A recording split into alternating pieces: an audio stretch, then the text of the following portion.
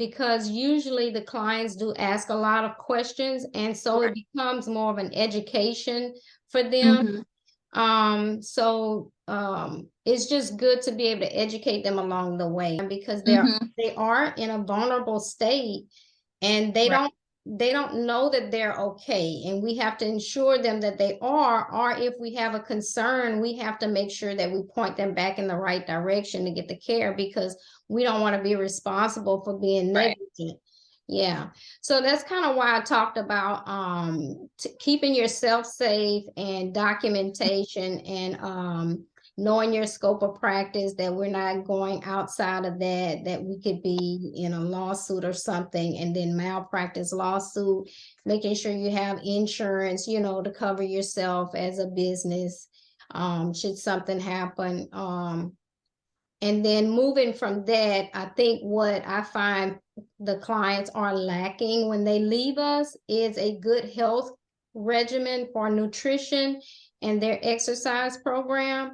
I find that they know that these are things they need to do, but they don't prepare that after they leave, they are they're kind of like at a loss.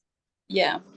And so I think that's the next best thing that they can have. If you in your area could find some people you can put on a list for them to say, these are some things that you can, once they phase out from you, you need to connect with this nutritionist or trainer to kind of further improve your contour, and make sure that you're eating properly, because it is a lifelong journey. So, and that the load of trying to be healthy, take care of a family, go back to work, some of those things, and being on medication, that they can fall into some sort of a depression or be having some trouble.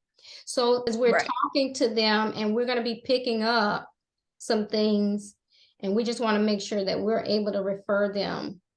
That's going to make you look good as a professional, that you're not just offering them a service, but you're wanting to make sure that they're in good hands. Have someone that when their fajas are getting too loose, that they have someone who can help them to get that taken up. Some of those fajas can be taken up.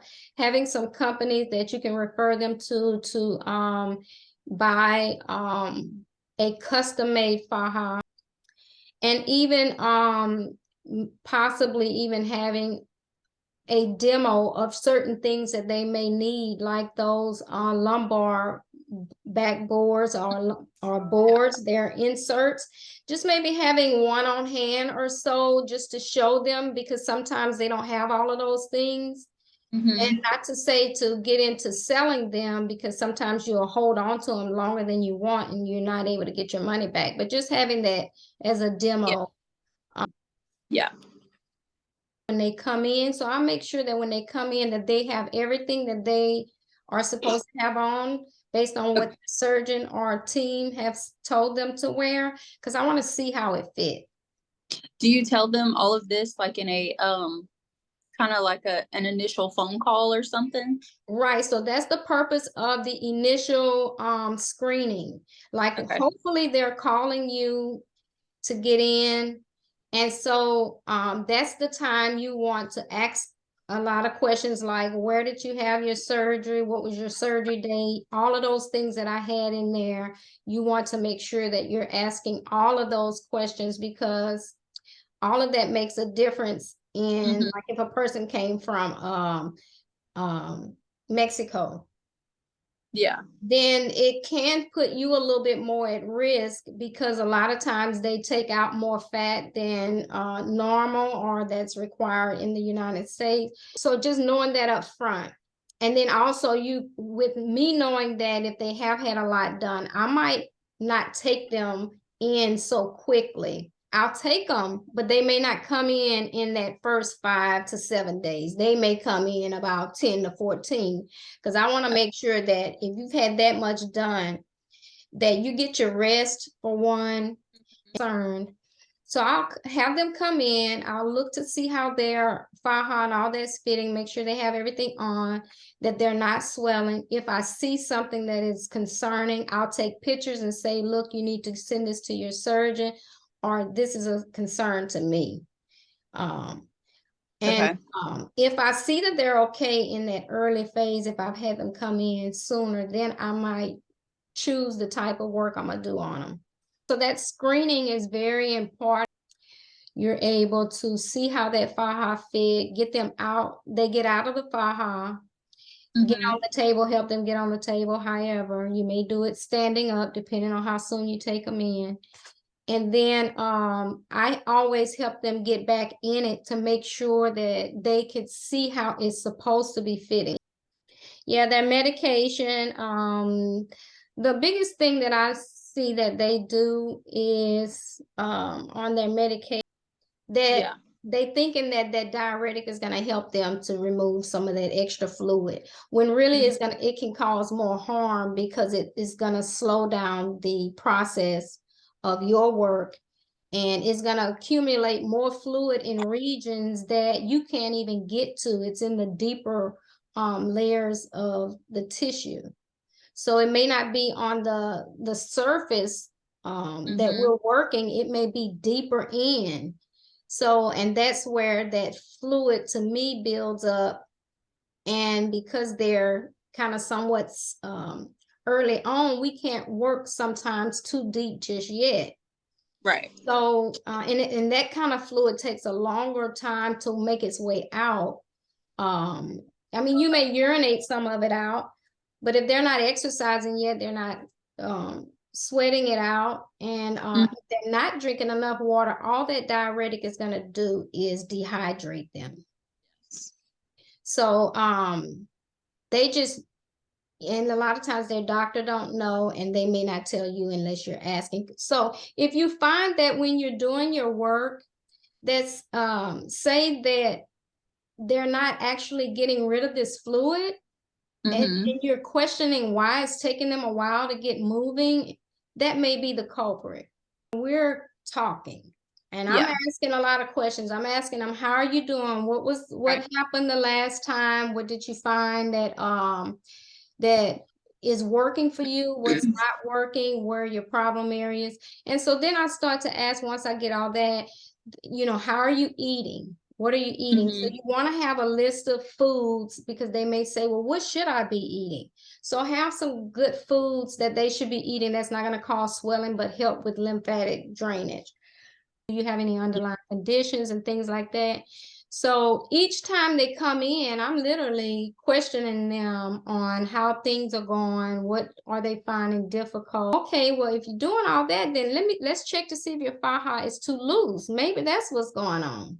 And that's why it's important to keep a check on that faja. Okay, well, if it's too loose, you don't have the next one yet to get in. So we need to make sure we work with these inserts, to make sure these inserts are keeping you smooth. That's the purpose of the phones, is to keep the skin smooth while they are contouring. They don't want to contour to the faja, because the faja, when they bend, is going to give them the, you know, all those lines and stuff. So let's see.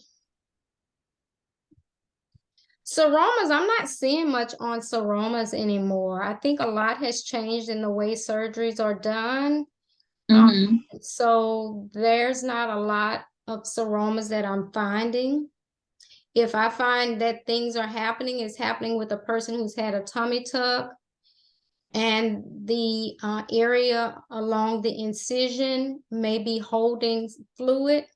And so, and if it feels watery and things like that, then yeah, you want to point them back to their surgeon to have that removed. If that is the case, if they won't, then they have to add a little bit extra compression to get it out of, to compress it out of the region. The biggest thing about tummy tucks is that you don't want to overwork those areas. Very important to let some of that stay hard, because that's what's keeping them intact. If you break that down too far, then you loosen the skin enough to open up. So you can soften up just a little bit of that, just to give them some comfort and some mobility, because that's what they're going to be complaining about, being tight and not being able to move.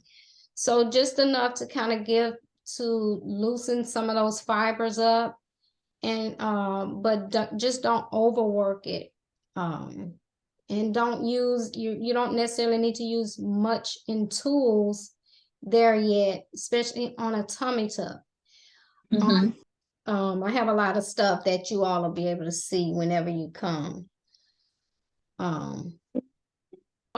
This is so important to me, and because I know how important it is to the clients, and they will love you when they know that you're just as invested in their care as them wanting to get right, you know, because your clients is going to talk about you. They're going to know somebody who's having the surgery. They're going to be trying to help them and their friend or their family member, and they're going to want to make sure that they come to the right person to give them that care that they need. Yes. If they're healing too fast and the hardness of the tissue is happening quick, then we may have to add more sessions in a week to make sure that we stay on top of that they don't end up with fibrosis. So a person coming in for the first time who already presents with some fibrotic tissue, you may have to start them out 3 times that week to make sure you get that under control. And then that'll tell you if you need 3 times the next week or 2 times. But usually if I have somebody come in like that, I may do the first 2 weeks 3 times, and then I'll start to back them off to twice, and then once, and then every other. But that's if they really are hard and I'm concerned. Sometimes it only take 1 week with the 3, and then to the next week 2 times, other week, and then phased out. So yeah, I always check my surgery sites, like based on the types of surgery that they had, just to kind of make sure that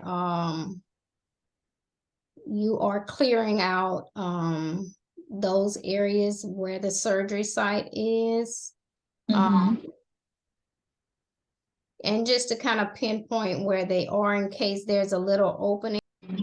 Make sure that it's healing properly each time they come, so that it'll be closed in a matter of a week or so. And I always tell my clients, each time you come, you should be smaller. You should not be the same every time you come. Yeah. And if you're getting any fluid retention and you're worse, then I have to, find out where that's coming from. Get them back on track. Skin rolling is going to come into play.